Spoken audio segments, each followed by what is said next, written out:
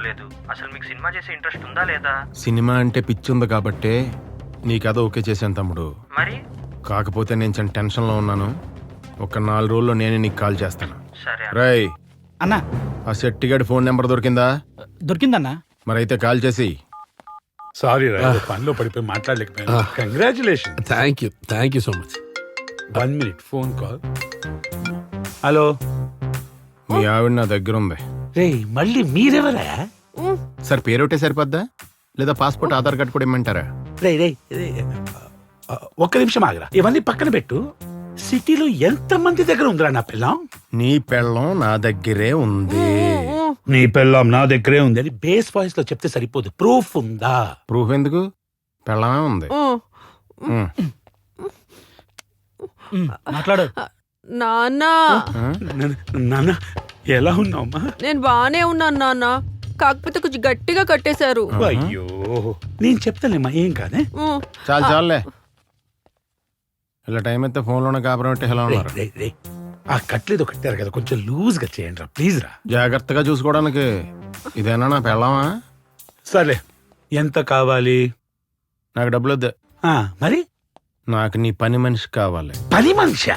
అవును, నీ ఇంట్లో కొత్తగా జాయిన్ అయిన పని మనిషి నాకు కావాలి. ఈ శెట్టి అంటే ఎవడనుకున్నావు రాను?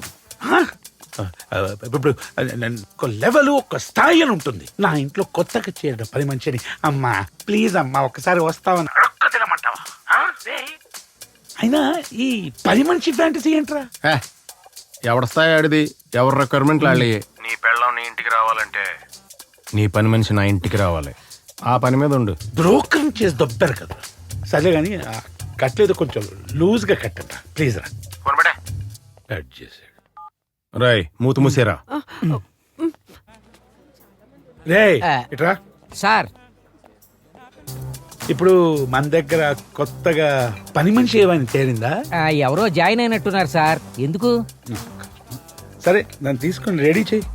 ఏంటి సార్ ఇంత టెన్షన్ లో కూడా? అవునరా, ముచ్చటగా 3వ పిల్లం కావాలని చెప్పింది. అలాగే సార్, అలాగే చేస్తాడులే గాని ఇంకా దాస్తావా ఇప్పటికైనా చెప్తావా? అంటే ఫోన్ పోనీ అసలు విషయం ఏంటో చెప్పు చెప్పు.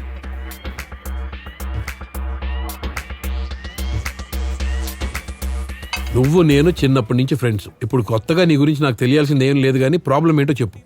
రే నీకే కాదురా, యావత్ ప్రపంచానికి తెలియని ఒక విషయం ఉందిరా. ఏంటది? అంటే నాకు నీకు నాకు సెకండ్ సెటప్ ఉంది. Second setup?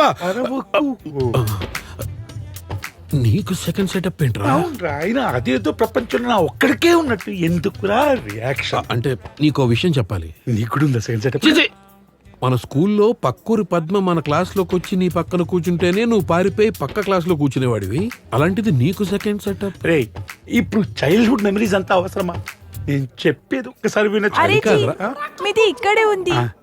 మీది కోసం నాది చాలా వెతుకుతాయి. డిన్నర్ చేద్దాం. అవునా? అయ్యే అదే అమ్మా చెల్లమ్మ, నువ్వు చల్లగా ఉండమ్మా. చూడరా నువ్వంటే ఎంత ప్రేమ. ఎవరు కాదన్నారా? అయినా అది పిలిచింది భోజనం చేయడం. అదే ప్రతి చిన్న విషయానికి అంతగా నువ్వు ఎమోషనల్ రియాక్షన్ ఎందుకు? పాపం ఏదో రమ్మంటుంది కదరా, వెళ్ళు. వచ్చేస్తాడులేమ్మా. జావజీ మా నేను వస్తాను 10 నిమిషాల్లో. అయ్యే చల్లగా జల్దీ ఉండు. అయ్యే. చల్లగా. मैं वेट कर रही हूँ. జాగ్రత్త అమ్మా. ఎంత ప్రేమరా. అదేమన్నా ప్రాబ్లం చేస్తుందా నీకు? తను చాలా మంచిదిరా. ఏంటి ఈ చెల్లెమ్మ కన్నా మంచిదా? అలా అనలేదురా, నా మాట ఒక్కసారి పూర్తిగా వినరా ప్లీజ్. పోనీలే, అసలు విషయం ఏంటో చెప్పు చెప్పు. అంటే ఆమెను ఎవరు కిడ్నాప్ చేశారు. కిడ్నాప్? ప్రతిదానికి ఎందుకు రాలా రియాక్ట్ అవుతావు? కిడ్నాపా?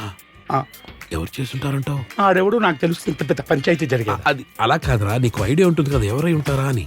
అంటే నాకు నా బిజినెస్ లో చాలా మంది ఎనిమీస్ ఉన్నారా, కానీ కిడ్నాప్ చేసిన చీప్ ఫెలోస్ ఎవరు లేరు. కాబట్టి ఇది కేవలం డబ్బు కోసం చేసిందని అర్థమైంది. కానీ దీంట్లో ఒక హైలైట్ ఉందిరా. ఒక్కడే కిడ్నాప్ చేసి వేరే వేరే వాళ్ళు వేరే వేరే ఫోన్ నంబర్లతో వేరే వేరే బడ్జెట్లతో ఫోన్ చేసి అరే అరే అరే అరే నువ్వు ఫ్రస్ట్రేట్ అవ్వకరా. నువ్వు విషయం నాకు చెప్పావు కదా, నేను చూసుకుంటా. నాకు వదిలే, నువ్వు మందే.